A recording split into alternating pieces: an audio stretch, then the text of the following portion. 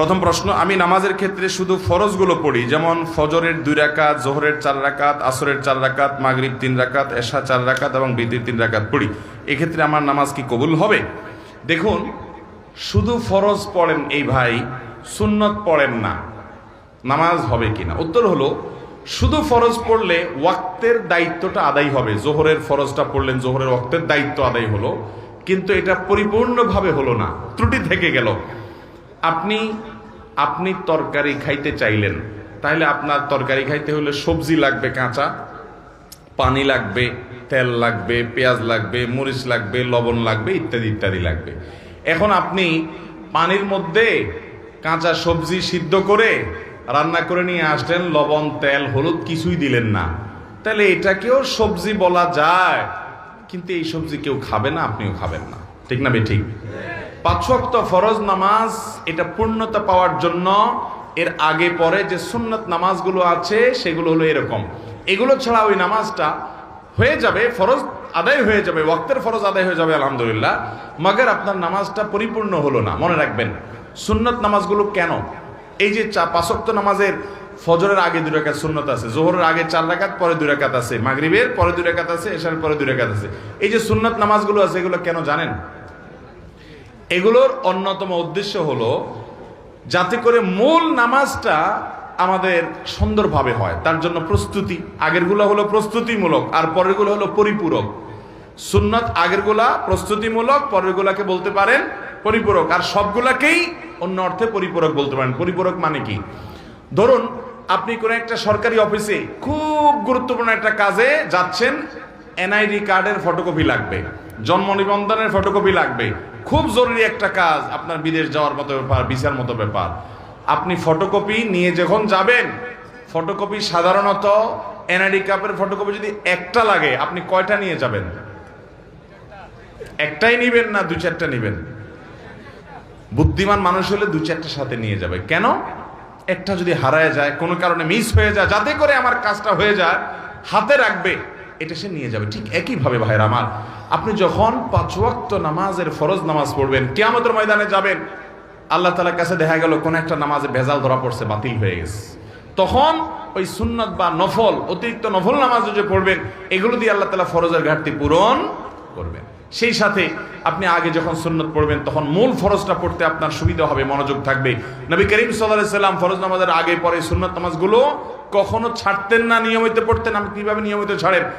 একবার জোহরের আগে 4 রাকাত ছুটে গেছে, তিনি পড়তে পারেন নাই মেহমান আসার কারণে, এগুলো পরে তিনি পড়ে দিয়েছেন, এরকম গুরুত্ব দিতেন। হ্যাঁ, আপনার কখনো কোনো কারণে এমন পরিবেশ হয়ে গেছে, সুন্নত পড়ার কোনো সুযোগই পাইলেন না আপনি, অসুবিধা নাই, মাঝে মধ্যে হঠাৎ কালে ভদ্রে বাদ গেছে, অসুবিধা নাই, কিন্তু নিয়মিত এরকম করলে সেটা আপনার মূল সালাতের যে প্রোফাইল আল্লাহর কাছে থাকবে, সে ফাইলটা কিছুটা হলেও ত্রুটিপূর্ণ থাকবে। এটা সুন্নত, সাধারণ সুন্নত, সুন্নতে মুআক্কাদা।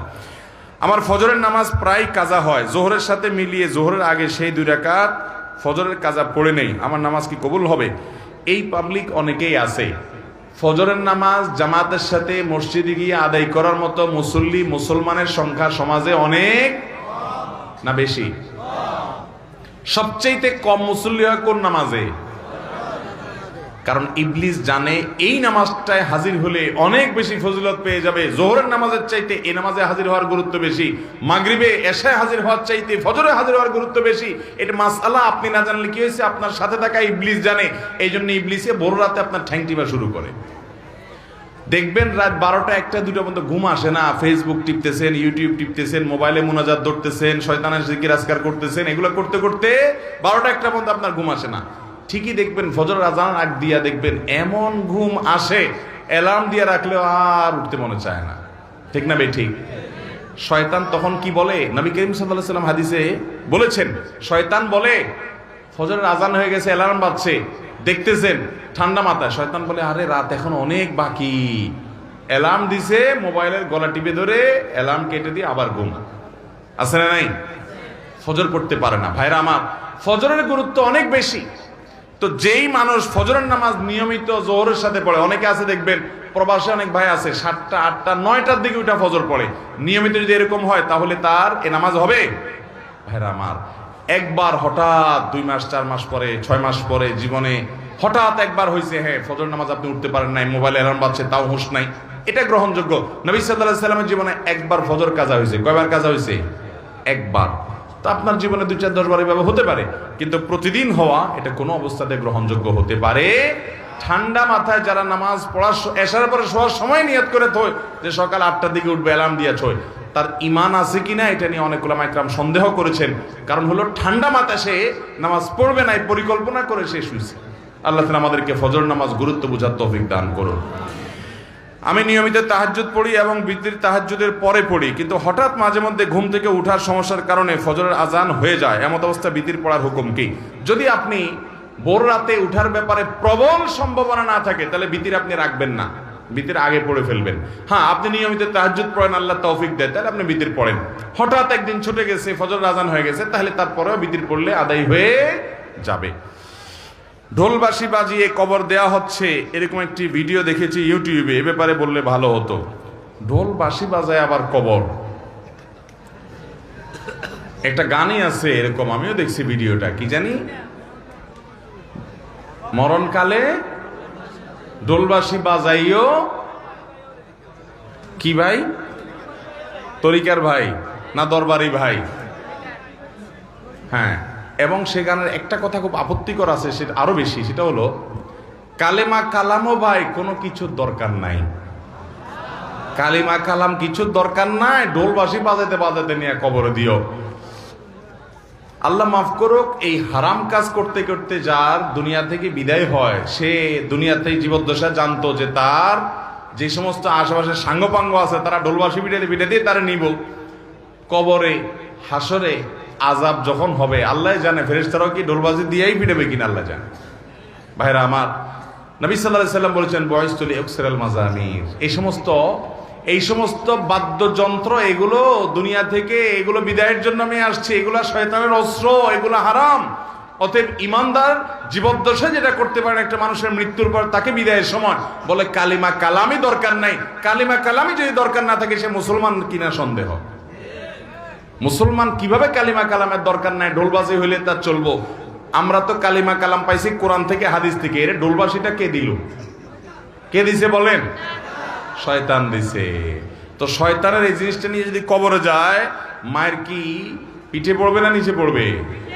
আল্লাহ আমাদেরকে এই সমস্ত পাগলামি ছাগলামি, এই সমস্ত শয়তানি থেকে বেঁচে থাকার তৌফিক দান করুন। কত পাগলামি যে দুনিয়াতে আছে, এসব না দেখলে বোঝার উপায় নাই। আল্লাহ আমাদের সমস্ত ভাইদেরকে হেদায়েত দান করুন।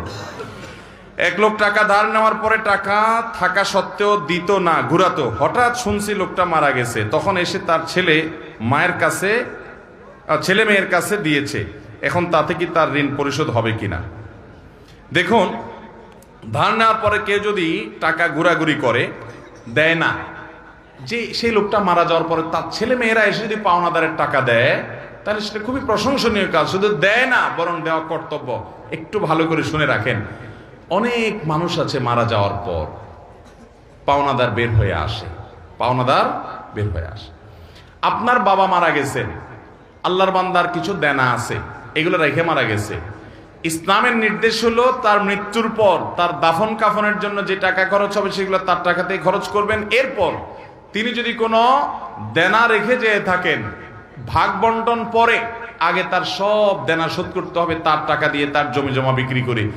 এরপরে যদি কিছু থাকে সেটা দিয়ে তার ওসিয়ত থাকলে সে ওসিয়ত 1/3 মধ্যে পূরণ হবে। 1/3 মানে তার টোটাল সম্পদের দাম 10 লাখ, তাহলে তার ওসিয়ত যত বেশি হোক না কেন 3 লাখ পর্যন্ত পূরণ হবে, এর বেশি না। বাকি যেগুলো থাকবে সেগুলো ওয়ারিসরা ভাগ করে পাবে। আর যদি কারোর কোনো ওসিয়ত না করে যায় যে অমুক জায়গায় দিও, মসজিদে দিও, মাদ্রাসে দিও, অমুকরে দিও, এরকম কোনো ওসিয়ত না থাকে, তাহলে তো সেটা বাদ। কিন্তু দেনা থাকলে আগে দেনা দিতে হবে, তারপরে সন্তানরা ভাগযোগ করে সম্পদ নেবে।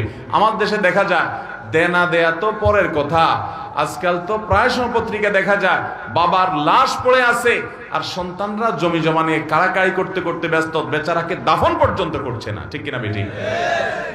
এই অমানুষ সন্তান আসমান থেকে হঠাৎ নাজিল হয় না অমানুষ হয়ে, এই বাপমাই অমানুষকে অমানুষ বানাইছে। ঠিক কিনা বলেন?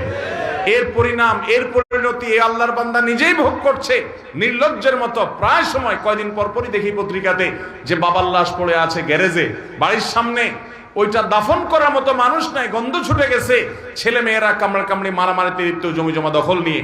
এই জন্য বাবারা সন্তানরে মানুষ বানায় যান, মুসলমান বানায় যান, দুনিয়ার জীবনটা জীবন্ত জান্নাত হবে। আর না হলে আপনার এই কাজের প্রায়শ্চিত্ত আপনাকে ভোগ করতে হবে। শুধু ওকে দুনিয়া শিখাইলেন, আখেরাত শিখান নাই, আপনি আফসোস করে কুল পাবেন না। পৃথিবীতে যেখানে মুসলমান আছে, মুসলমানের আধিক্য আছে, সেখানে দেখবেন কোনো বৃদ্ধাশ্রম নেই, বৃদ্ধাশ্রমের দরকার নাই। আর পৃথিবীর উন্নত দেশগুলোতে শিক্ষা আছে, দীক্ষা আছে, জ্ঞান আছে, বিজ্ঞান আছে, প্রযুক্তি আছে, সবকিছু আছে, কিন্তু বৃদ্ধাশ্রমও আছে। কারণ মনুষ্যত্ব, মানবতা, মা বাবার প্রতি দায়বদ্ধতা, এটা আল্লাহর প্রতি ঈমান না থাকলে সে মানুষগুলো আসলে সেভাবে বুঝে না। আল্লাহ আমাদের সন্তানগুলোকে মানুষ হতে মানুষ করার তৌফিক দান করুন। তাহলে বাবা মার দেনা থাকলে সেটা সন্তানরা শোধ করবে, পাওনাদার সেটা নিতে পারবে, কোনো অসুবিধা নেই, বরং এটা শোধ করা তাদের কর্তব্য। আমি একজন যুবক, আমার হাতে ট্যাটু আঁকা আছে। এখন আমার ইসলামিক জ্ঞান ছিল না, কিন্তু আমি এখন ট্যাটু উঠানোর জন্য চেষ্টা করছি। ট্যাটু উঠাতে খরচ আমার সাধ্যের বাহিরে। আমি এই অবস্থায় নামাজ পড়ি, নামাজ কবুল হবে কিনা? গত পরশুদিন আমরা কক্সবাজারে ছিলাম, আমি শেখ আহমদ সাইফুল্লাহ ভাই, আরো আমাদের বন্ধু বান্ধবদের একটা বড় গ্রুপ, ফ্যামিলি সহকারে। তো সেখানে একটা হোটেলে আমরা সকালে নাস্তা করার পর আমাদের এক বন্ধু, তার একটা ছোট বাচ্চা মেয়ে, সে এক ভদ্রলোক, বিদেশি, চেহারা দেখে বোঝা যাচ্ছে ফরেনার, তার এই মাথা থেকে এই মাথা পুরো হাত ট্যাটু আঁকা। তো ওই বাচ্চাটা জিজ্ঞাসা করতেছে, আর ইউ খ্রিস্টিয়ান? তুমি কি খ্রিস্টান? ভদ্রলোকের খুব ইজ্জত লাগছে। তো মেয়ের বাবা আমাদের পাশে ছিল, বললো যে ভাই তোমার মেয়ে আমাকে কেন জিজ্ঞেস করলো আমি খ্রিস্টান কিনা, মুসলিম। তো এটা বলার পরে মেয়েকে উনি জিজ্ঞেস করলে, তোমার আঙ্কেল হি ইজ মুসলিম, তুমি কেন তার খ্রিস্টান? সেই খ্রিস্টান না। তখন মেয়ে, বাচ্চা মেয়ে বলতেছে, আমি খ্রিস্টান মনে করছিলাম এই জন্য যে আঙ্কেলের হাতে ট্যাটু আঁকা, আমি তো দেখছি সব খ্রিস্টান ইহুদিরা এগুলা করে, এই জন্য আমার ডাউট হয়েছে। একটা বাচ্চা, তার কনসেপ্ট এরকম। তাহলে এখান থেকে বোঝা যায় এটা কোনো মুসলমানের কাজ হতে পারে। বাচ্চাটাও বুঝে গেছে, কারণ এটা মুসলমানদের মধ্যে নাই, এই কালচারটা ওদের মধ্যে আছে। ভাইরা আমার, নবী করিম সাল্লাল্লাহু আলাইহি সাল্লাম এর অভিশাপ, তিনি অভিশাপ নাজিল করেছেন, আল্লাহ তাআলার অভিশাপের বদদোয়া করেছেন, লানতের বদদোয়া করেছেন। আল্লাহ লানত নাজিল হয় ওদের প্রতি যারা উল্কি অঙ্কন করে আর যাদের শরীরে উল্কি অঙ্কন করে দেওয়া হয়। লানাল্লাহুল ওয়াসিমা ওয়াল মুস্তাওসিমা। মনে রাখবেন, যারা ট্যাটু অঙ্কন করে, অনেক ট্যাটু কোম্পানি বাইর হয়েছে, তারা ফতোয়া দেয়। আমাকে একজন বললো যে ভাই ট্যাটু কোম্পানির ফতোয়া, আমাকে কে জানি পাঠাইছে, তারা ফতোয়া দেয় যে আমাদের এই ট্যাটু লাগানোর পর নামাজ পড়া যাবে। অনেক কাঠমোল্লার আপনাদেরকে বলবে নামাজ পড়া যাবে না, ব্যবসা ঠিক রাখার জন্য মাসালাও বানায় নিস। আরে ভাই, এই ট্যাটু অঙ্কন করা হারাম, এটা হলো প্রথম কথা। এটা আপনাকে রিমুভ করতে হবে। রিমুভ করার সামর্থ্য নাই, কোনোভাবে উপায় নাই আপনার জন্য, তাহলে আল্লাহর কাছে ইস্তেগফার করে মাপ চাইবেন এবং ওই অবস্থায় নামাজ চালু করে যাবেন। আপনার এই চামড়ার উপরে যদি কোনো কিছু দিয়ে আবরণ পড়ে যায় আলাদা, তাহলে এই আবরণ তোলা ছাড়া নামাজ, অজু হবে না, আর অজু গোসল না হলে নামাজও হবে না। এগুলো এমন ডেঞ্জারাস যেগুলো সহজে তোলা যায় না, আসলে অনেক জটিল বিষয়, চাইলেও পরে তোলা যায় না। এই জন্য যুবক ভাইরা, আমাদের দেশে অনেক যুবকরা আজকাল এগুলো শুরু করেছে। ভাইরা আমার, একটু খেয়াল করে দেখেন তো, আল্লাহ বলেছেন লাকাদ খালাকনাল ইনসানা ফি আহসানি তাকওয়িম। আল্লাহ তাআলা মানুষকে সুন্দর অবয়ব সৃষ্টি করেছেন, এত সুন্দর হাত, এত সুন্দর চেহারা, কি আপনি ওই বিড়ালের মতো কি কতগুলো আঁকে নেকে একে ভূতের মতো দেখা যায়। আমার তো শয়তান শয়তান টাইপ লাগে। আল্লাহ তাআলা আমাদেরকে হেদায়েত দান করুন, কুরুচি থেকে আল্লাহ আমাদেরকে বেরিয়ে আসার তৌফিক দান করুন। অনেক মুসলমান যুবকের হাতে দেখা যায় ধাগা লাগানো, দেখছেন আপনারা? ফিতা ধাগা লাগা দেখছেন? ভাইরা আমার, এটা হিন্দুরা তাদের ধর্মীয় বিশ্বাস থেকে লাগায়। আপনি মুসলমানের সন্তান, আমরা দেউলিয়া হয়ে গেছি আজকাল। আপনি মুসলমান হিসেবে আপনি প্রাউড ফিল করেন না, তাহলে আপনি কেন তাদের কালচার নিতে যাবেন? আল্লাহ তাআলা আমাদেরকে বুঝার তৌফিক দান কর। বিদায়, কেউ যদি ট্যাটু আগে লাগিয়ে ফেলেছেন, এখন উপানের কোনো পথ আপনার সামনে খোলা নাই, ওই অবস্থা নামাজ পড়ে যাবেন, নামাজ ছাড়বেন না, এবং চেষ্টা অব্যাহত রাখবেন কোনোভাবে এটা দূর করে আপনি সঠিকভাবে সালাত আদায় করার, এবং আল্লাহর কাছে লজ্জিত হয়ে আপনার সর্বশক্তি দিয়ে তওবা ইস্তেগফার করবেন। আল্লাহ আমাদেরকে মাফ করুন। কারো যদি অনুভূত হয় সে জাদুগ্রস্ত কিংবা কালো জাদুগ্রস্ত, তাহলে ইসলামিক উপায় তা প্রতিরোধের উপায় কি? ভাইরা আমার, আমি প্রায় বিভিন্ন জায়গায় বলি, আজকে গাড়িতে আসতে আসতে মুফতি সাইফুল ইসলাম ভাই সহ আমরা আলোচনা করছিলাম। সাইফুল ইসলাম ভাইয়ের কাছে আমার সামনে একটা ফোন আসলো, উনি ধানমন্ডি তাকওয়া মসজিদের খতিব, ওখান থেকে বলে যে ধানমন্ডির মতো রিচ এলাকাতে, সব ধনীদের এলাকা, সারা দেশের বড় বড় পয়সাপাতি যাদের তারা থাকে, ব্যবসায়ীরা থাকে, মন্ত্রী মিনিস্টাররা থাকে। বলছে এই এলাকাতে, উনি যেহেতু ওখানকার বড় মসজিদের খতিব, তাকওয়া মসজিদের, উনি বললেন যে ভাই এত পরিমাণ জিনে ধরা রুগী এবং ব্ল্যাক ম্যাজিক অর্থাৎ জাদুগ্রস্ত রুগীর খবর আসছে বলার মতো না। আমি বলি ভাই আমারও তো একই অবস্থা, আমার কাছে যত ফোন আসে দেশের একেবারে সর্বোচ্চ লেভেল পর্যন্ত এমন এমন কিছু পদের পদাধিকারী ব্যক্তিদের তরফ থেকে ফোন আসে, রিকোয়েস্ট আসে যে কল্পনাও করা যায় না যে এই লেভেলের মানুষগুলো পর্যন্ত সাফার করছে খুব মানে জটিল ভাবে। ঘরে ঘরে দুষ্ট জিনের উপদ্রব মানুষ লক্ষ্য করে না। মনে রাখবেন কিছু কিছু দুষ্ট জিনের উপদ্রব আছে আপনি খেয়ালও করেন না। যেমন কথার কথা, বাসায় বাচ্চা কাচ্চা অস্বাভাবিক দুষ্টামি করে, মানে সীমাহীন, মানে কোনো স্বাভাবিক কিছু না। বুঝবেন দুষ্ট জিনের ভয়ঙ্কর প্রভাব ওর উপরে পড়ছে। এবং অনেক রোগ আছে কিছু লোকের, দেখবেন যে এই রোগগুলোর কোনো ট্রিটমেন্ট করে কিছু হয় না, কোনো ডায়াগনোসিস হয় না, বহু চেক আপ টেস্ট, ডাক্তাররা আন্দাজ অনুমান করে বিভিন্নভাবে ট্রিটমেন্ট করেন, চেষ্টা করেন, কিন্তু কোনোভাবে ভদ্রলোক ভদ্রমহিলা সুস্থ হয় না। এরকম বহু রোগী দেখেছি আমি যে কোনোভাবে সুস্থ হয় না। এগুলোর বেশিরভাগ ব্ল্যাক ম্যাজিক এবং দুষ্ট জিনের রোগী। ঘরে ঘরে আমাকে সাথে সাথে জিজ্ঞেস করলেন ওনারা, মুফতি সাইফুল ইসলাম ভাই এবং আমাদের তানভীর ভাই ওনারা আছে, ওনারা জিজ্ঞেস করলেন যে ভাই এটা কেন হয়। আমি বললাম কেন হয়, জিন, দুষ্ট জিন অর্থাৎ শয়তান, শয়তান তার উপযোগী জায়গায় পাইলে সে সেখানে খুঁটি গাড়ে। আমাদের বাসা বাড়িগুলোতে হারাম এই পরিমাণ হয়, আপনি ইউটিউবে ওয়াজ শুনতে যান, শুরুতে আগে পান্ডা অ্যাডভার্টাইজ দিয়ে নিবে, এরপর আরো বিভিন্ন অ্যাডভার্টাইজ আসবে এবং মিউজিক আসবে, এগুলা চলবে। এই মিউজিক যেখানে থাকে সেখানে শয়তান আসবেই, আপনি এটা নিয়ন্ত্রণ করতে হবে। আপনার বাসায় বিভিন্ন প্রাণীর ছবি টাঙিয়ে রাখবেন, এখানে শয়তান আসবেই, রহমতের ফেরেশতা ঢুকেন, হাদিসে বলা আছে, এখানে আপনার এই অবস্থা হবে। ঘরে ঘরে মানুষ এটা ফিল করছে না, বহু মানুষ হাহাকার করছে। আমরা রাকির নাম্বার দিয়ে রাকিদেরকে রেফার করে কুলাতে পারছি না, এই পরিমাণ মানুষ আক্রান্ত। বাঁচবেন কিভাবে আমি সব জায়গায় বলার চেষ্টা করি ভাইরা আমার। নাম্বার 1, গুনাহমুক্ত বাসা করেন, বাসা বাড়িতে গুনাহ করবেন না, এগুলো থেকে বাঁচান বাসা বাড়িকে। সবচেয়ে বড় কারণ হলো, দ্বিতীয় নাম্বার যেটা বলবো সেটা হলো, আজ কোরআন তেলাওয়াত আমাদের বাসা থেকে উঠে গেছে। আমরা এখন বড় জোর ইউটিউবে একটু তেলাওয়াত চালাই দেই। আল্লাহর কসম করে বলছি, যেই বাসায় কোরআন তেলাওয়াত নিয়মিত হয়, আওয়াজ করে, শব্দ করে, ওই বাসায় ব্ল্যাক ম্যাজিক দুষ্ট জিন থাকতে পারে না। আপনি যদি মিরাকল দেখতে চান ভাইরা আমার, আমি বুকে হাত রেখে বলতে পারি, আপনি আল্লাহর কুদরত যদি দেখতে চান সরাসরি, দুষ্ট জিনের উপদ্রব আছে যে বাসায়, সে বাসায় আপনি সূরা বাকারার তেলাওয়াত চালু করে দেন, জোরে জোরে তেলাওয়াত করেন, নিজে না পারলে অডিও চালু করে দেন। আমি নিজের চোখে বহুবার দেখেছি যে অস্বাভাবিক আচরণ বাচ্চাদের, এটা সেটা, রুকিয়া চলছে, তেলাওয়াত চলছে, ভালো হয়ে গেছে।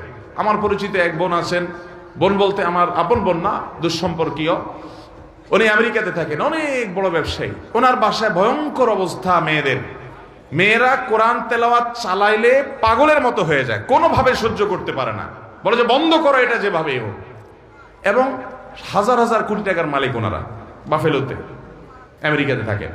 আমাকে বললেন ভাই কি করা যায়, আমি রুকিয়ার অ্যাপ দিলাম, বলে যে কোনোভাবে তেলাওয়াত শুনতে রাজি না। আমি বললাম যে ওদেরকে যদি বেঁধে রেখে হলেও আপনি কিছুদিন শোনাতে পারেন, দেখবেন ট্রিটমেন্ট হয়ে গেছে।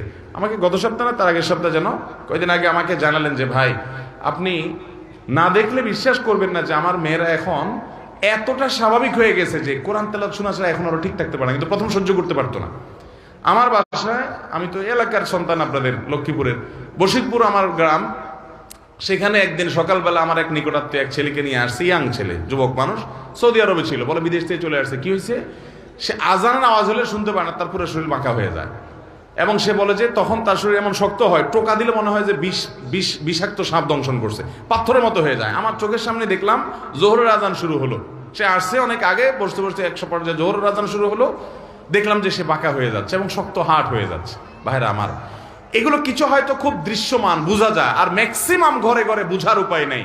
এটার মূল ট্রিটমেন্ট হলো কোরআনে কারিমের তেলাওয়াত। আজ মুসলমানের ঘরে কোরআন তেলাওয়াত, মুসলমানের যুবকরা আজ গান শুনে, আজ ঘরে ঘরে মহিলাদের মোবাইলে হারাম জিনিস দেখে, পর্ন ভিডিও এত পরিমাণ দেখে যুবকরা। এমন একজন যুবক পাওয়া হাজার হাজার যুবকের মধ্যে কঠিন হয়ে গেছে, যে যুবক বুকে হাত দিয়ে দাঁড়িয়ে বলতে পারবে এই 2 চোখ জীবনে কোনোদিন কোনো নোংরা ভিডিও দেখে নাই, আলহামদুলিল্লাহ। এরকম যুবক পাওয়া যায় না ভাইরা, চ্যালেঞ্জের ব্যাপার। জীবন ধ্বংস হয়ে যাচ্ছে, সব জাহান্নামের দিকে দৌড়াচ্ছে, আপনাকে বিকল্প পথে যেতে হবে। শয়তানি থেকে, বাসা বাড়ি থেকে নিজেকে বাঁচাতে চান, এবং আত্মীয় স্বজনরা অনেকে উপকার করতে গিয়ে খুনকারের কাছে যায়, খুনের কাছে যায়, আপোষের তাবিজ নেয়, এটা করে সেটা করে, এগুলা বেশিরভাগই ব্ল্যাক ম্যাজিক এবং কালো জাদু, এগুলো ধ্বংস করে দেয় মানুষের জীবনকে। এগুলো থেকে বাঁচার জন্য দ্বিতীয় আমল হলো কোরআন তেলাওয়াত করবেন, বাসায় কোরআন তেলাওয়াত চালা রাখবেন। নাম্বার 3, আপনাকে তৃতীয় যে আমল করতে হবে, আমি সব সময় বলি, বাসায় ঢুকতে বিসমিল্লাহ বলে ঢুকবেন, বাইরে তো বিসমিল্লাহ বলে। বিসমিল্লাহ বলা ছাড়া বাচ্চাদেরকেও ঢুকতে দিবেন না, কাজের লোককেও ঢুকতে দিবেন না।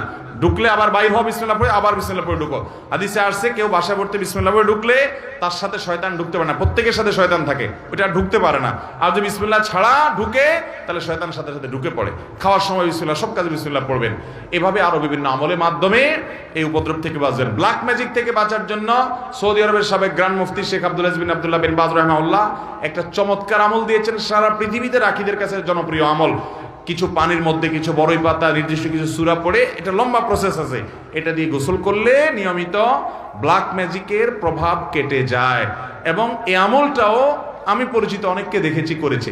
আমাদের এই যে আপনাদের নিশান ভাই, এই মাহফিলের আয়োজক তানভীর ভাই, ওনার ফ্যামিলিতে উনি নিয়মিত রুকিয়া করেন এবং উনি আমাকে বলছেন, ভাই শরীরটা মনে হয়েছে শরীরতে কিছু চলে গেছে, পাতলা হয়ে গেছে।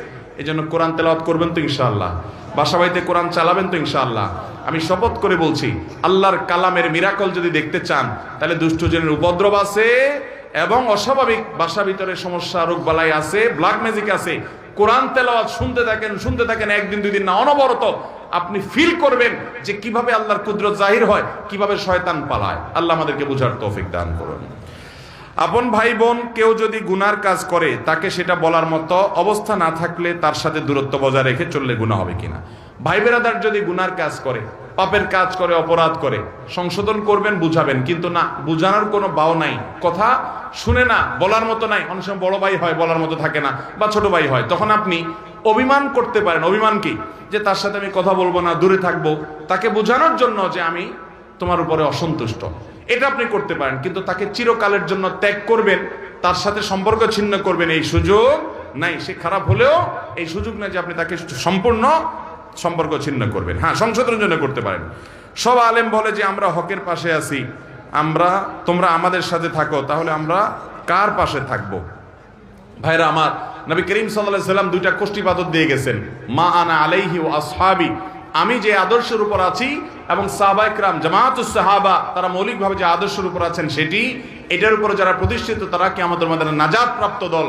আর সেই সাথে নবীজি বলে গেছেন, তারাকতু ফিকুম আমরাইন, আমি তোমাদের মধ্যে দুইটা জিনিস রেখে গেলাম, কিতাবাল্লাহি ওয়া সুন্নাত রাসূলিহি, আল্লাহর কোরআন এবং রাসূলের সুন্নাত, লান তাদিল্লু মা তামাসসাকতুম বিহিমা, এগুলো যদি তোমরা আঁকড়ে ধরো কোনো দিন তোমাদের কেউ গোমরা করতে, পথহারা করতে পারবে।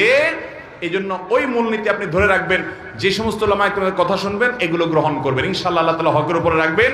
এগুলো গ্রহণ না করলে আপনি হকের উপরে প্রতিষ্ঠিত থাকতে পারবেন। অতএব ব্যক্তি নয়, বরং কোরআন সুন্নাহর অনুসরণ করবেন। যে আলেম কোরআন সুন্নাহর আলোকে কথা বলে তার কথা শুনবেন, সে যেই হোক না, কোরআন সুন্নাহর বাইরে কথা বললে সেটাকে বর্জন করবেন। আল্লাহ আমাদের সবাইকে উলামাদের অনুসরণ, অনুকরণ, কোরআন এবং সুন্নাহর আলোকে করার তৌফিক দান করুন।